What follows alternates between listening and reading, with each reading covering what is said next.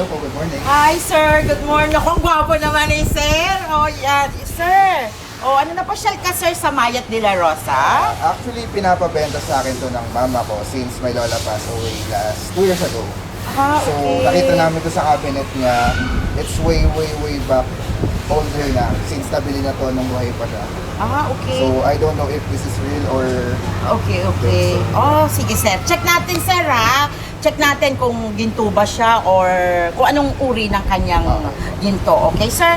Dito, sir, based lang sa pagtingin ko, kasi alam mo naman, sir, si Miss Mayet, medyo may ano na ako eh, may tahid na ako sa paghalas. Ito, sir, based sa tingin ko, ito, sir, hindi. Hindi siya, sir, kasi medyo nag-green na siya. And then, this one din, sir, ayan.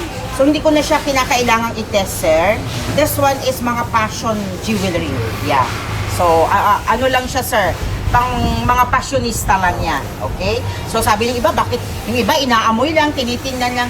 Experience ko na ba, sir? This one also, sir, passion lang. Passion. Okay?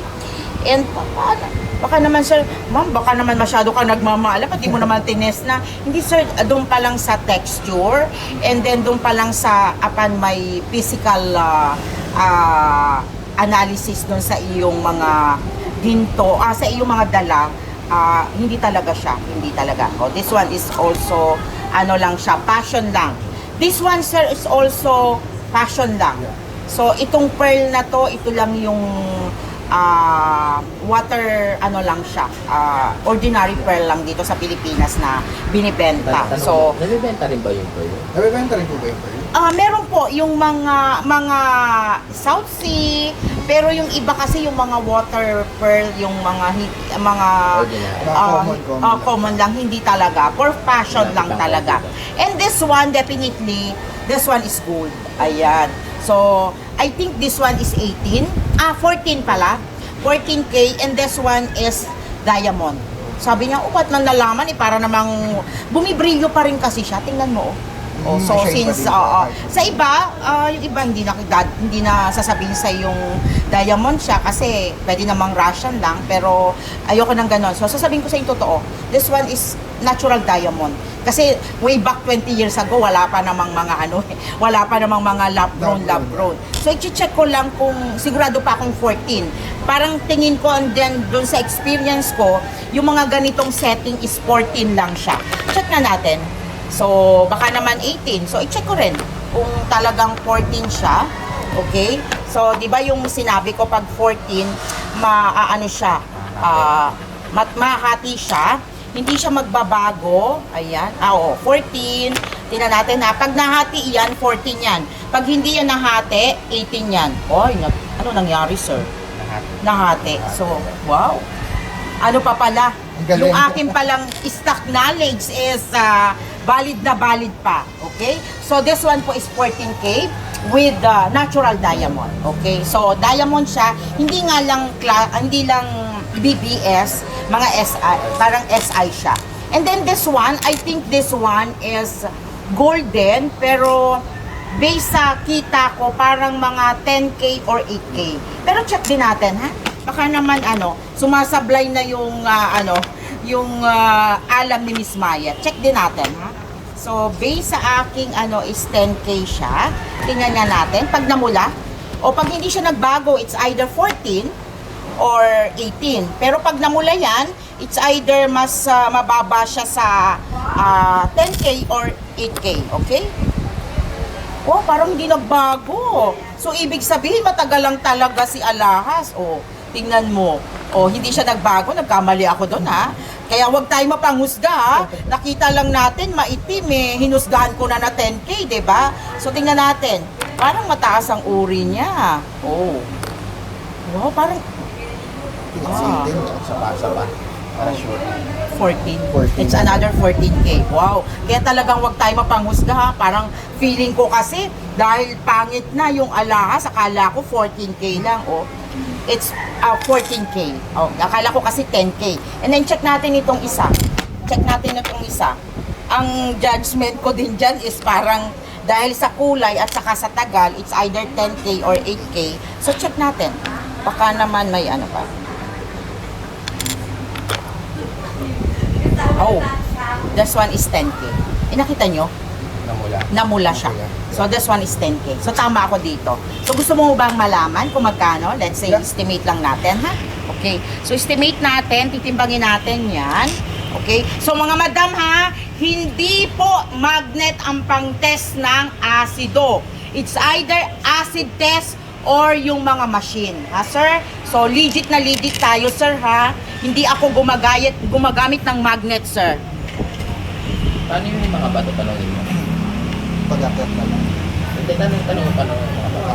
Paano po yung mga stone niya? Bibilangin ko siya and then i-estimate ko siya for i-add on na lang natin, ha? Okay. 2.6, ayan. And then this one is 10K. Okay. This one is 3.9.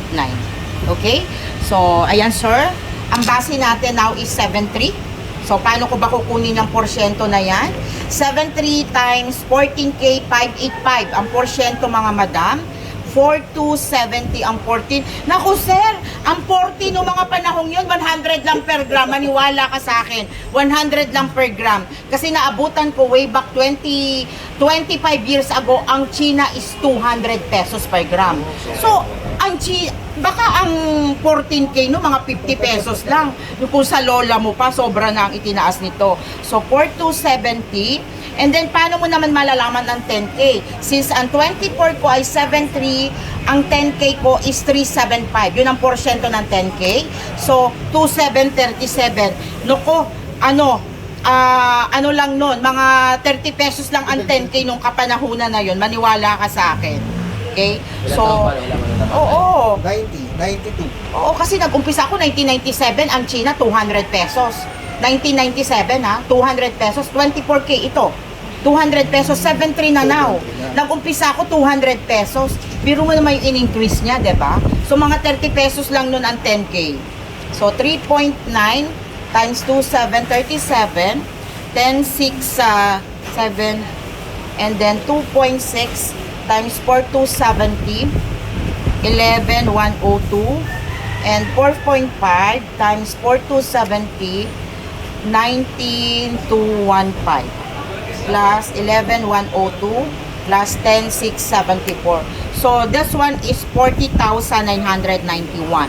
And then sabi ko sa'yo, this one is natural diamond 1, 2, 3, 4, 5, 6, 7. So bali 14 pieces times 60 pesos. Mag-a-add pa ako ng 840. Okay? So plus 40,991. 41,831. Yung diamond kasi depende sa quality yan. Eh, hindi naman siya masyadong maganda and maliit din siya. Kaya 60 lang, kaya 60 ko lang kinuha bawat isang peraso. Okay? So, more or less, ano yan, sir 41,831. Pero dati, grabe, ang baba lang talaga nito. So, yung talaga ang gold. Sir. Kung hindi po niya yan sa bangko, hindi yan lalaki ng ganyan. Oo, so pwede talaga siyang ipamana and then kalaunan mapapakinabangan talaga ng mga apo, ng mga anak, ng mga kamag-anak. Ayan. So, sir, benta mo na to. Kasi baka kung saan pa to mapunta. Pang na natin to, pang biyahe na natin to sa Pwede pang Hong Kong. Yeah, oo, makaka-Hong Kong na tayo nito, sir. Oo. Tanong mo, bakit kayo bumibili? Hindi ba kayo nalulugi? Ba't kayo bumibili? Hindi pa kayo nalugi. Kasi dati mura lang, tapos ngayon bibili ng mata. Hindi, sir, kasi yung market value now ng gold is sobrang taas. So ano yan meron din tayo sinusunod yan sa sa merkado. So hindi naman kami nalulugi, may konting kita and then mas maraming nabili, mas marami kita. Pero so far, dito, bumababa din to. Pag na-tsempohan mo, biglang bumagsak yung gold.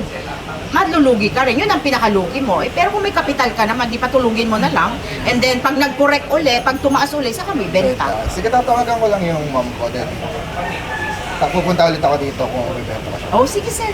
Total, gwapo ka naman, sir, Sige, pagbalik mo ulit para tuwang-tuwa yung aking mga angels, Oh, yan.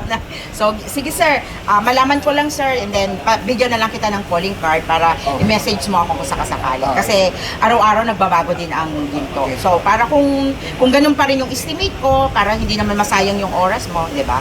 Sige po. Okay. Sige, Sige sir. po, thank you po. Tago mo, sir.